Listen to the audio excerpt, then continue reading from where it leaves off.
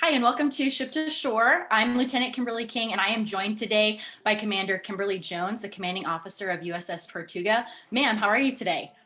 I am very well, thank you. How are you?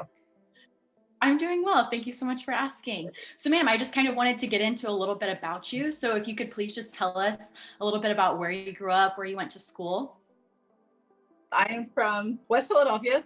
I went to the George Washington Carver High School of Engineering and Science.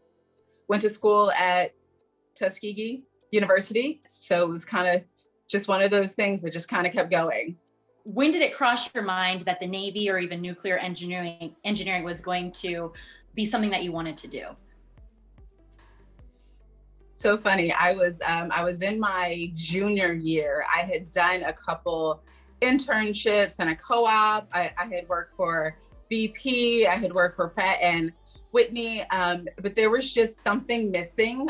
Just kind of that corporate route in engineering just kind of didn't get me out of bed in the morning, and I was in the mindset of entertaining something different.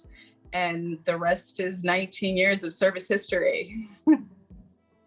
So Tortuga is LSD 46. We are a dock landing ship. So we send Marines ashore and retrieve them as well. So that amphibious assault mission set is what we were created for originally. Now, while we don't necessarily do that every day now, we still serve as a very capable platform for humanitarian assistance and disaster relief.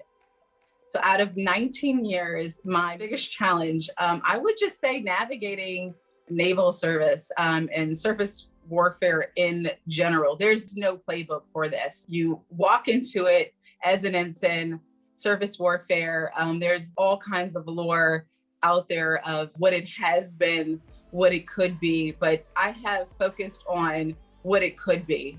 When I started out, I was in Amphib Navy, and when you looked around the waterfront at that time, and even in our upper ranks at that time, that was circa 2002, there really weren't many women serving. So when it came to personal questions that one might have, it was hard to find those stories and find those folks that have walked in your shoes in a very similar fashion. So just having just knowing that there's someone out there that has walked that path is definitely important.